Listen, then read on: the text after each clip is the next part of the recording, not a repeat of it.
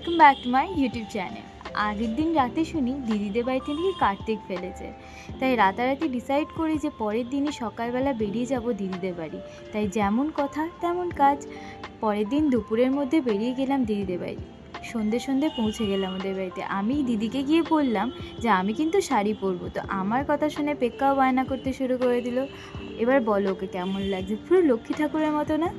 যাই হোক, এবার পুজোর কথায় আসা যাক। সকাল থেকে আমার দিদি একেবারে নির্জলা উপোস করে ছেলের জন্য অনেক কিছু রান্না করে আর সমস্ত কিছু রেডি করে নিজের হাতে। দেখতেই পাচ্ছ কত সুন্দর ডেকোরেশন করেছে, আর দেখো কত সুন্দর করে সাজিয়েছে ঠাকুরকে, নৈবেদ্য কত সুন্দর করে সাজিয়ে দিয়েছে, আর নিচে এখনও ভোগ বানাচ্ছে। সেগুলো আর দেখাতে পারিনি আনফর্চুনেটলি। তবে ভোগে ছিল হচ্ছে বাসন্তী পোলাও, ফুলকপির রসা, পনিরের তরকারি, ডাল, পুরি, চাটনি, পাঁপড়, পায়েস, কত কি। আমরা যেতে যেতে পুজোর অ্যারেঞ্জমেন্ট মোটামুটি সব কিছুই কমপ্লিট হয়ে গিয়েছিল, তাই ভাবলাম যে আমি একটু রেডি হইনি। দিদিকে বলেছিলাম শাড়ি পরবো, দিদি এই ঢাকাই জামদানি শাড়িটা বার করে দিয়েছে, যেটা খুবই সুন্দর দেখতে। তবে আমার একটু অসুবিধা হচ্ছিল বটে। তো এখন 8:30 বেজে গেছে, তো এখনও বাউন ঠাকুর আসেননি, কারণ হুট করেই পুজোটা হয়, তো তাই বাউন আজকের দিনে পাওয়া খুবই মুশকিল। তাই এখনও পর্যন্ত বাউন আসেননি, পাওয়া যে গেছে এটাই অনেক। তো বাউন ঠাকুর এলে পুজো শুরু হবে। বাইরে খুবই অল্প সময়ের মধ্যে এসে রেডি হয়েছি, আমাকে কেমন লাগছে তোমরা জানিও।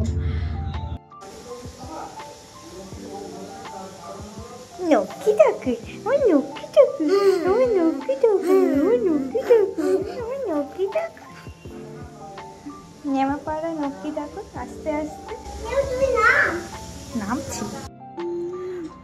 প্ল্যান চেঞ্জ অ্যান্ড শাড়িও চেঞ্জ। অ্যাকচুয়ালি ওই শাড়িটা প্রচণ্ড কুটকুট করছিল, তাই শাড়িটা চেঞ্জ করতো।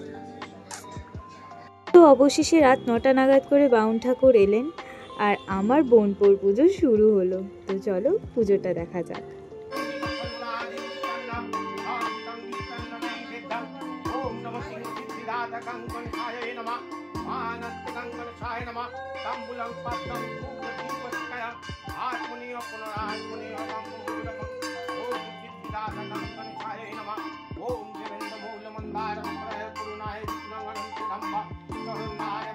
ओम नमः चिंचिदाता गंगणेशाय नमः एतत्था चंदनगंध पुष्पं ओम नमः चिंची विष्णवे नारायण नमः एत गंध पुष्पं किरीट्यारि विलंबधीत शंख चक्र गदा पद्म।